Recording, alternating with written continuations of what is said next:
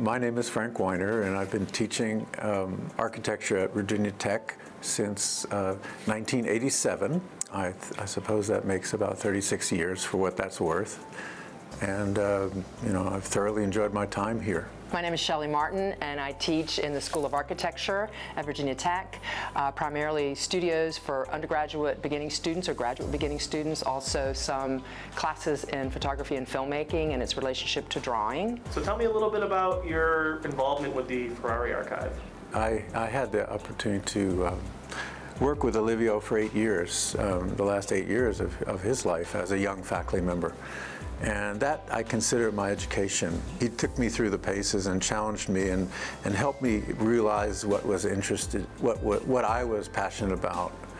My work with the Lucy Olivio Ferrari Archive has been to assist Frank in his origination of that facility that we have, and also help with a recent exhibit that we mounted in Pennsylvania and also at Virginia Tech. The last thing he told me, fast forward a little bit, was that teaching, we never talk about the magic of teaching. Really saw someone at the sort of height of their pedagogical powers.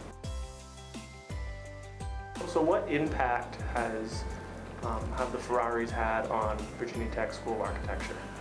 Well, I think it goes back to so many individuals that they touched, staff in the shop, faculty at all levels of their development. And when he traveled, he would attract the alumni wherever he went. Just were reaping the lessons that they taught him, and many went on to do really well in the profession. Some went on to teach. And some went on to get pretty high positions in the places that they landed. The Ferraris had a significant impact at the Virginia Tech School of Architecture to people that were their students both directly and indirectly. They both were instrumental in not only creating the school and its travel program, but also sustaining and actually originating a kind of environment that promoted not only work but discourse about work and discovery of things that were allied to your assignments. And by that I mean you had to define a problem for yourself.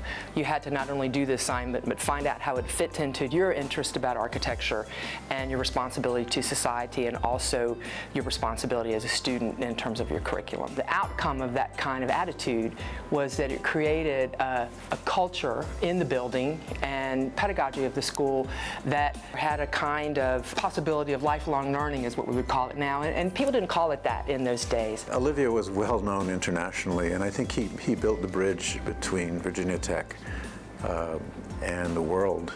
And he made a distinction between the education of an architect and the practice of architecture, which he really respected practitioners. At the same time, he knew that the education may be a set of different questions.